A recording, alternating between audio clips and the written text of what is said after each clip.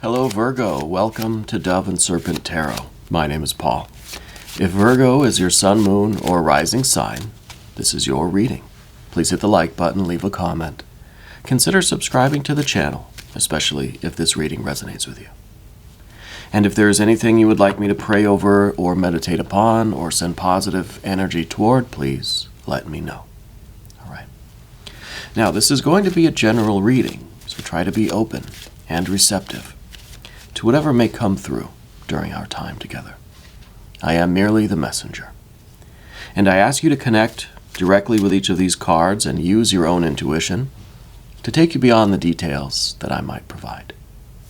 And remember, Virgo, that the most important part of any tarot reading is you.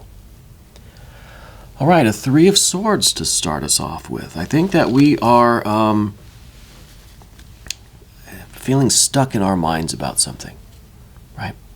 I feel like we're almost, we're feeling restricted in our forward movement. Let's put it into some context, right? We got a bit of a Saturn vibe here. Okay, it may have to do with family. Yeah. Okay, well, we have some decisions to make. That is for sure.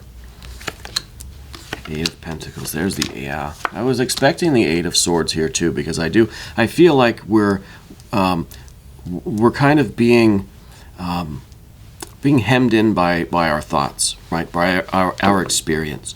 It's kind of like the way we are feeling about something is not allowing us to make an appropriate decision about how to move forward, right? Let's select the mystery card real quick. Put it right here, put Alien Simon Mork Ripley right on top. We're not going to look at that card until the very end. And it will confirm everything for us. It will give us the, the confirmation that we need. If at any point during the reading you get an idea of what that card is, I want you to put your prediction in the comment section. All right? Let's tap into our intuition here, all right, as kind of a group exercise with this mystery card. Yeah, I hope you'll play along with me. All right, first let's look at these energies again. We have these two major arcana energies, right? The Lovers and the High Priestess. We have some fire, we have some water, we have some air, and up here, and then we have some earth energy as well here with the Eight of Pentacles, which is going to be very important, especially since we have two eights, right? Okay, so the Three of Swords, you're in a situation now that I think is difficult to navigate. It feels like an emotional situation involving someone close, friends, family members, something like that. And I just wonder if there is, Lover's energy. There's this idea of should you stay together or should you not? Yeah. And I feel like there's a long history here. And I feel as if what's preventing you from making a decision is you thinking about that history. The good and the bad, right? The Three of Swords is all about memories. We're reliving in the present everything from the past. So you're kind of reminiscing about the good times and you start to feel good. Reminiscing about the bad times, you start to feel bad, right? And I think that is kind of preventing a decision from being made right now. Now, this other person may be a Gemini. Okay. I'm getting a G name too as well. G is a first or last initial, maybe. But I feel like we're looking for a confirmation here, right? And it's difficult to navigate because there is the mix of feelings, good times, bad times, right? Behind everything is a Five of Cups.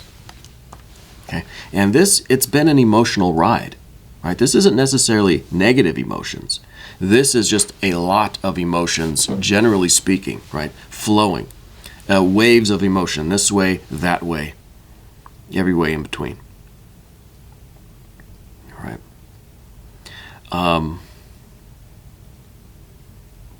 Yeah. The fire energy, though, this is the Two of Wands. This is your confidence. You're a good decision maker. Okay, and when you make a decision, you stick with it. There's really no changing your mind, because it's not your mind really that has decided. It's your will, right? It's your spirit, and that's when you make a decision, when you decide something, that's it. You put your foot down, and that's it. And you can resist all of the whining and belly aching and all the pleading. You're not going to waver, right? You're not going to change your decision. And I think that's why it's very important for you to make the right decision right now. And that's why we have a Two of Wands. Because it feels like there's kind of two options here. It's a yes or a no. Right? Yes or a no. The decision is based on this Four of Wands. The Four of Wands is all about cycles, completing cycles. Is this the end of this particular phase? Now, I want to point out that this lover's energy doesn't necessarily mean it is a romantic partner. It doesn't have to be a spouse, doesn't have to be a friend or a family member. This is a card that is talking about your union with someone or something, right? And the idea is, should you stay or should you go? Okay. And the answer is yes, right? The answer is yes. I know that's not helpful. Okay. The tarot's not going to tell you what to do, right? This is something that has to come from you, from your intuition. It's not something that we can reason out. It's not something that you can make a pros and cons list, which is kind of what I see going on with the Three and with the Eight of Swords, is that we're kind of making a mental list of all the good things and all the bad things, and then how do we decide? Maybe that there are way more bad things than good things, but those good things are really strong. So what weight do they get? Right? And then we start saying, well, all the bad things are got to give them a number, 1 to 3 or something. And the same thing with the good things. And then we add all those numbers up and we see it's way too much. I'm already lost. Right? So we can't do it that way. We can't do it that way. Because different things have different importance, different weight to them. And we're not trying to get all calculus about it. So the Eight of Swords that we have in the environment is really the confusion. This is the inability for us to really figure out what to do. Because this isn't a figuring kind of situation. It's not a math problem. There's subtlety, there's emotion, there's will, there's life, purpose, and plan, there's love, there's intuition. Really, it all hinges on this High Priestess, though. You have to tap into your inner God, goddess, deity and figure out what's right. Not based on logic, not even based on emotion, but on the blending of the two or the transcending of the two. Okay, back to the Four of Wands really quick, though. This is, the question is basically, are you at the end of this cycle? Are you at the end of this phase? Is it time to wrap things up? Right? Is it time to kind of complete this one and move on to what's next? Okay. I can't tell you the answer to that question. We have the Eight of Pentacles over here in the position of your general energy. You're trying to be cautious. You're trying to be patient and allow the answer to come to you, not by figuring it. Right? So the Eight of Pentacles in this situation is almost as bad as the Air, as the Eight of Swords. Because we're not moving. It's like we're waiting. It's kind of like we're very busy around the house, doing little things, but not really doing anything. It's like we're kind of just slowly organizing the toothpicks or something, yeah? And it's It's tedious, it's time consuming. And I think that's the point of it, is we're just kind of spinning our wheels, but we're trying to be calm. We're just sitting there like knitting an infinite scarf. All right, it's already like 30 feet long. And so it's very, very similar to me in the nature of these eights. It's a lot of activity, but not a lot of movement. Right? Not a lot of progress, I should say. And it's difficult, and the difficulty really is that there is love. There is a bond between the two of you. That there is something that's still holding you together with this person, with this company, with this idea, with this friend.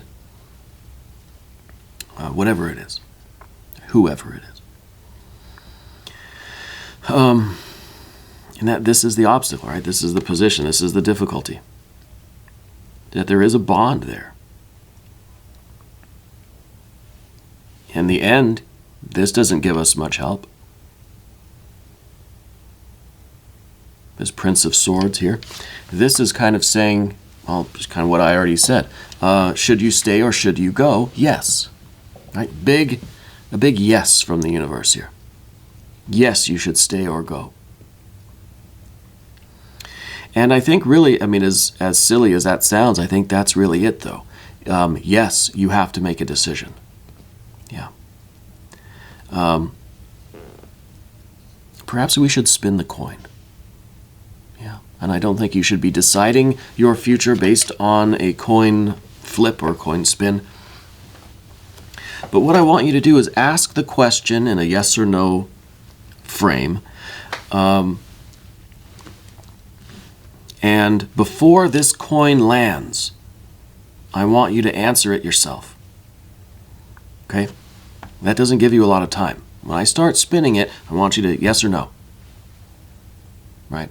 And formulate your question. Am I staying? Or you could say, am I going? It has to have a yes or no answer, obviously, right, for this game to work. But I want you to say the answer before this coin lands. Okay? Because when we ask ourselves a question like that, the more instantly we can provide an answer, that's closer to what we really want. That's closer to the unconscious, closer to the intuition. The longer we wait, the more time goes by, the more we get away from intuition and into thinking. Right? Instinctually, we need to answer this question. So I'm going to go ahead and spin this. If you need to pause the video to formulate your question, go ahead. I want you to speak your answer out loud. I don't care where you are. To speak your answer out loud, yes or no, before this coin stops spinning. Now, I'm not going to flip it because I have cameras and stuff up there. So I spin it. Here we go.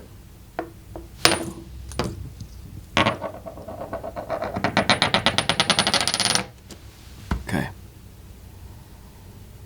I hope that you've made your answer. The answer we got from the coin is yes. Okay, big fat yes from the universe. Let's look at the mystery card. Okay. Let's see what we've got going on here with Alien Simon Moore Gripley. Put your prediction down in the comment section. All right, what could this be? Maybe this will give us an idea if this is a romantic relationship, if this is like a business deal, or if it's a contract, or if it's a relationship with your employer, you know, a commitment you have to your business, if it's a friend, if it's maybe you've been invited somewhere, I don't know. Let's see what this is. I'm not really going to venture a guess on this one because I don't have an idea of it. Feels romantic to me, right? So I guess I am going to venture a prediction. I'm going to say it's some water energy, some cups of some kind. But I don't want to say what kind of cups. Right? Maybe I should write it down on a sheet of paper. I don't have a pen. I don't have a pen. Anyway, well, let's just look. All right. Well, I was wrong anyway. Page of Swords. does not help us. Does not help us. The Page of Swords is perhaps making a little bit of headway. Perhaps the Page of Swords in this case is good, and this is predicting that you will make a decision and you will begin to implement that decision into the earth element, right? This is the earth of air. So there's certainty within, right? Certainty within, and it's going to lead to some practical steps. So it is that decision coming, and then we've got to put it into motion. Okay? It's difficult work right now. I know that. We are going to do an extended reading. If you want to stick around, click on the link in the corner. All right. That'll give you access to all of the extended readings, not just for Virgo, but for every sign. All right. And Virgo, I want you to know that you're the most important part of Dove and Serpent Tarot. I thank you, and I love you, and we're all in this together.